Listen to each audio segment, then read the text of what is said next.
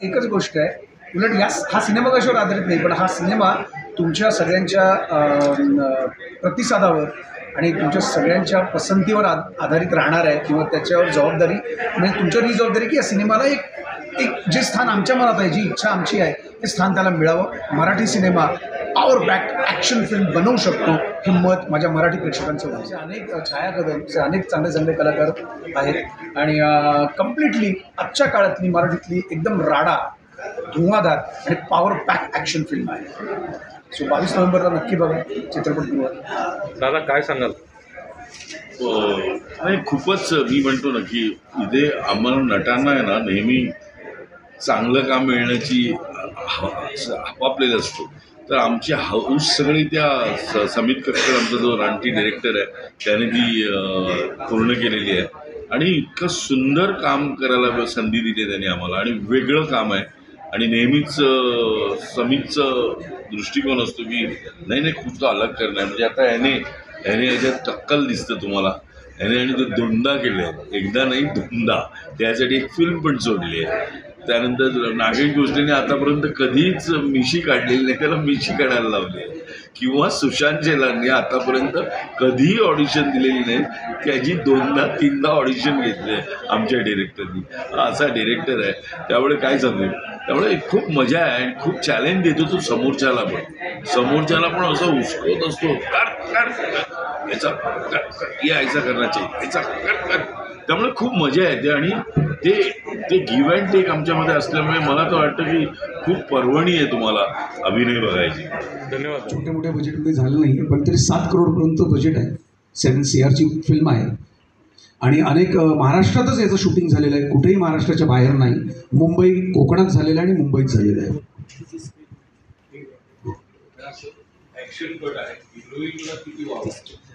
Action पटात हिरोईनला wow आहे, जेवढा असतो तेवढा आहे. पण अर्थात हिरो म्हटला सिनेमात की त्याला हिरोईन येतेच, कारण हा कमर्शियल सिनेमा आहे. त्याच्यात सगळं बघायला आवडतंच प्रेक्षकांना. कारण इथे कुठे परत येऊन मला आयुष्य जे मी बाहेर भोगतोय ते मला परत इकडे त्याच्यावर 4 लोक समजवतात, तिकडे येऊन नका मला समजवू. असं लोकांना एंटरटेनमेंट बघायचं असतं. त्यामुळे यात रोमांस आहे, यात ॲक्शन आहे, यात इमोशन्स आहेत. ही गोष्ट मैत्रीची आहे, ही गोष्ट भावाभावांची आहे, ही गोष्ट बाप मुलाची आहे, आई मुलाची आहे. ही एका प्रियकर प्रेयसीची गोष्ट आहे, ही सगळ्यांची गोष्ट आहे, ही आपली गोष्ट आहे. हे सिनेमे ज्याच्यामुळे माझी इमेज मला रफटफ मिळाली की संत्याभाई मन्याभाई. अर्थात एक कलाकार म्हणून अनेक वेगवेगळ्या प्रकारच्या भूमिका करणं हे मलाच काय. आज प्रत्येक कलाकाराची इच्छा असते, प्रत्येक कलाकाराची भूक असते आणि आज एका ॲक्शन फिल्मचा मी भाग व्हावा असं माझीच काय कुठल्याही कलाकाराची इच्छा असेल ती संधी मला मिळाली, त्याकरता मी भाग्यवान समजतो. आणि मला वाटतं की प्रत्येकामध्ये असतं ना की अनेक जण अनेक विषय घेतात, कॉलेजमध्ये जातात, इतिहास, भूगोल किंवा गणित असेल, मराठी असेल, इंग्लिश असेल. मग त्यातल्या कुठल्या तरी एका शब्दात ते स्कॉलरशिप मिळवतात, विषय कोणी गणितात मिळवतं, कोणी मराठीत, कोणी इतिहासात. मला वाटतं ॲक्शनमध्ये एवढ्या सगळ्या विषयांमध्ये की मला ॲक्शनमध्ये जास्त स्कॉलरशिप मिळाली आहे आणि मला तो विषय जास्त आवडतो. त्यामुळे माझा कल हा ही फिल्म करण्याकडे जास्त होता. आणि आमचा आपण डब पिक्चर सगळेच जण बघतात, साऊथचे इतर सगळे डब जाऊन. आणि इतकी आपला जवळजवळ 80% ऑडियन्स हा मराठी असतो, म्हणजे महाराष्ट्रात तरी. तर ते आपण जाऊन ते पिक्चर बघतो. तर आमचा दृष्टिकोन हाच आहे की ही फिल्म डब करून साऊथमध्ये दाखवायची आपल्याला. हा आमचा मेन हेतू आहे आणि तो तुमच्या दुव्याने म्हणा किंवा तुमच्या सपोर्टनी आपण नक्कीच साधू. कारण का नक्कीच ही फिल्म साऊथमध्ये डब करून आम्ही दाखवणारच एक दिवस. नाही, ती व्हायलाच हवी स्वतःहून तिकडे, अशी खूप इच्छा आहे. कारण मला एक जरी मी ॲक्टर असलो तरी माझ्यात पण एक कुठेतरी मराठी माणूस आहे ना, तो मला पण माझ्या मराठी चित्रपट सृष्टीबद्दल, माझ्या मराठी भाषेबद्दल तेवढाच अभिमान आहे, तेवढीच पोटतिडकी आहे की साऊथचे सिनेमे, south style, Dabangg style, Singham style, यापुढे असं बोललं जावं ना, चला मारामारी बघायची ना, ॲक्शन मराठी स्टाईल झाली पाहिजे, ही इच्छा आहे. उद्या मराठी स्टाईल, माझा मराठी चित्रपट. मी एक उदाहरण देईन, प्रत्येक ठिकाणी सांगत असतो. मी माझ्या शूटिंगसाठी हैदराबाद, चेन्नईला गेलो होतो, तेव्हा एक दिवस मला सुट्टी होती. मी अनेक थिएटर्स जाऊन व्हिजिट केलं. म्हटलं इथे आपला कुठला सिनेमा लागलाय का बघूया, कारण आपल्याकडे इथे लागतात ना बरेचसे साऊथचे डब झालेले. कोल्हापूरला गेलात तर ऑलमोस्ट सगळे साऊथचे डब झालेले असतात. तर म्हटलं माझ्या महाराष्ट्रात लागतात तसं आपण बघूया हैदराबाद चेन्नईमध्ये कुठे आहेत का. मला तिकडे हिंदी सिनेमा सुद्धा नाही दिसला कुठल्याच थिएटरमध्ये. नाही एखाद दुसरा नवीन रिलीज झालेला असेल तो पण असा एखाद दुसरा शो तो पण असला तर असला. प्रत्येक सिनेमा साऊथचा सिनेमा तिकडे होता आणि लोक फक्त तिकडची साऊथचा सिनेमा बघत होते. म्हटले इधर हिंदी ओ शाहरुख खान का अभी नाही आहे, शो नाही आहे ना, तिकीट नाही आहे. म्हणजे त्यांच्या भाषेवर त्यांच्या चित्रपटांवर जे प्रेम करतात, मला तिथे ती लोक ना सिनेमा हा धर्म समजतात ते प्रेक्षक. म्हणजे त्यांना जर चुकून मी ते पण केलं आहे. मी एका दुकानात गेलो, एका नवीन आलेला सिनेमा होता, मला वाटतं तो रजनी सरांचाच होता तो काली का हां तो सिनेमा. तर मी त्याची DVD विचारली, DVD तर पागल आहे बोला madam what this is new film new release how you can ask this. तो माझ्यावर वैतागला की नवीन सिनेमा आलाय तू DVD काय बघतोस, थिएटरमध्ये जाऊन बघ. म्हणजे ते माणूस प्रेक्षकाला सांगतो थिएटरमध्ये खूप. मग तसंच वेळ मला कधी कधी वाटतं की ती त्या ठिकाणी जाऊन ते शूट करून त्याची डॉक्युमेंटरी बनवून आपल्या महाराष्ट्रात प्रदर्शित करावी आपल्या प्रेक्षकांसाठी, की ह्याला म्हणतात सिनेमावरचं प्रेम. मी असं नाही म्हणत की आमची पण देवळं बांधा.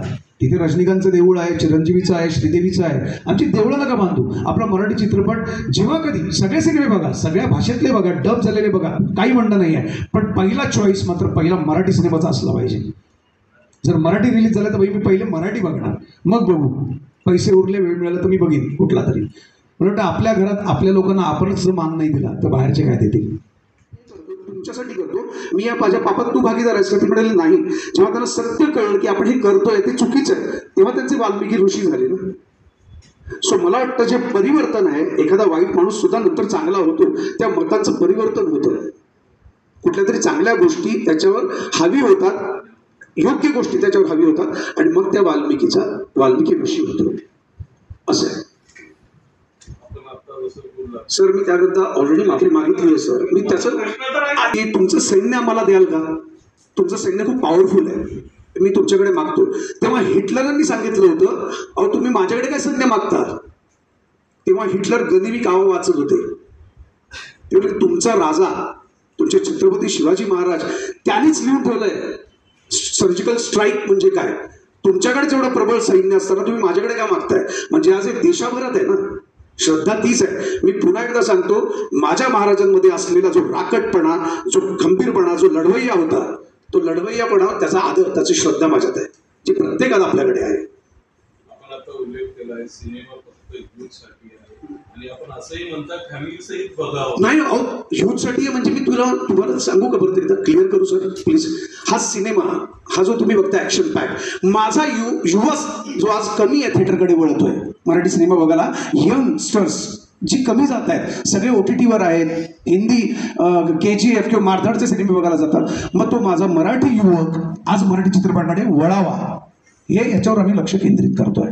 म्हणजे फक्त युवकच यावेत, बाकीचे नाही येऊ नये असं नाही आहे, पण जास्तीत जास्त युवक जो पाठ फिरून जातोय मराठी चित्रपटांकडे त्यांनी परत आपल्याकडे यावं ही इच्छा आहे. आणि हा सिनेमा कुठलाही आम्ही यातनं बोध देत नाही आहोत, कुठली शिकवण द्यायची नाही आहे, पण हा सिनेमा केवळ एंटरटेनमेंट आणि एंटरटेनमेंट आहे. हे मनोरंजन आहे जे आजच्या काळात, आजच्या पिढीला, आजच्या काळाला गरजेचं आहे. दादा पुन्हा एक नवीन भूमिका, आव्हानात्मक भूमिका पण घेऊन येत आहे, काय वाटतं?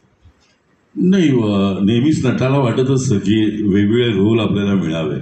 आज एवढे सिनेमे केलेत हिंदी, आम्ही एवढ्या दोघांनी खूप काम केलेलं आहे. पण त्यावेळी समित कक्कडसारखा एक डिरेक्टर आमचा मित्र आहे पहिल्यापासून, पण त्याने ज्यावेळी असा वेगवेगळ्या रोल ज्यावेळी तो ऑफर करतो त्यावेळी खरंच हॅट्स ऑफ टू हिम. आमच्यावर विश्वास ठेवला आणि आम्ही त्याच्यावर विश्वास ठेवतो. असं वेगवेगळं काम. आता याच्यात संजय नार्वेकर आहे. संजय नार्वेकरला इकडे कोणी अजून विलन म्हणून बघितलेलं नाही आहे. त्याचं नॉट अ सिंगल मूवी तर विलन आहे. या फिल्ममध्ये त्याचा विलन आहे तो, त्याच्याबरोबर माझी सीन आहेत आणि अक्षरशः मी त्याला कॉम्प्लिमेंट केलेलं आहे त्याच्या परफॉर्मन्सला. म्हणजे हॅट्स ऑफ टू हिम. काय परफॉर्म केलं आहे तुम्ही बघा त्याचा जो परफॉर्मन्स आहे. बाकी तर शरद केळकर वगैरे तर आहेत. छाया कदम ही उत्कृष्ट अभिनेत्री आहेच, तिने प्रूव्ह केलेला आहे इंटरनॅशनली. तिचा अभिनय बघा.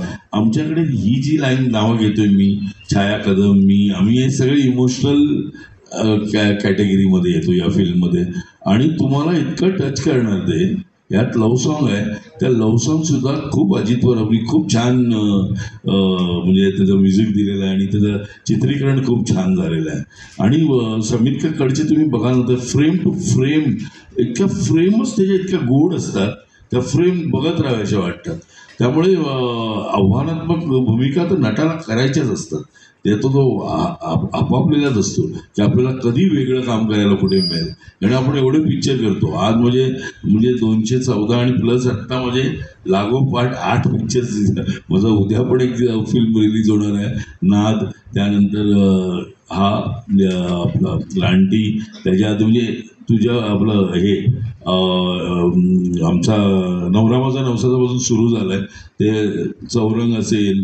त्यानंतर हे सगळे पिक्चर माझे रिलीज होत आहेत आज. म्हणजे 14 आणि 8 22 म्हणजे 222 पिक्चर मराठी आणि 49 पिक्चर हे हिंदी आहेत माझे रिलीज झाले. त्यानंतर सुद्धा जी आपापलेलापणा असतो ना काम करण्याचा तो आमच्या या सगळ्या नटांमध्ये आणि या 10 लोकांमध्ये तुम्हाला तो पाहायला मिळणार उत्तम. आणि खूप तुम्ही फिल्म बघितल्यानंतर तुमच्या लक्षात येईल अरे बापरे यांनी काय कामं केली आहे सगळ्यांनी. मराठी वीर दौडले साथ.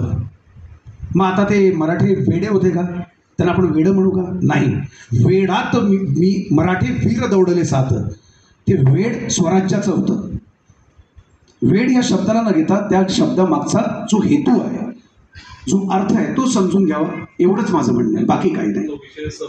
थँक्यू, धन्यवाद सर. नाही मला वाटलं बऱ्याचशा वेळेला आत्तापर्यंत आपण निगेटिव्ह विचार करतो की एखाद्या व्यक्तीला आपण रानटी म्हणतो, अरे कसला रानटी येतो. तर रानटी म्हटलं की निगेटिव्ह होतं. पण आमच्या सिनेमातनं हे दर्शवण्याचा प्रयत्न केला आहे. कारण सिनेमाचं तुम्ही टायटल बघितल्यानंतर त्याची टॅगलाईन जी आहे की काही असतात काही बनतात. आता मुळात रानटी असणं म्हणजे ज्या रानटी माणसातला एक जनावर जागं झालंय त्याला थोपवण्याकरता एका सज्जन साध्या सरळ माणसाला रानटी व्हावं लागतं. कारण त्याच्यातला तो जनावर आटोक्यात आणण्याकरता. म्हणजे त्याचं खूप मोठं उदाहरण आहे.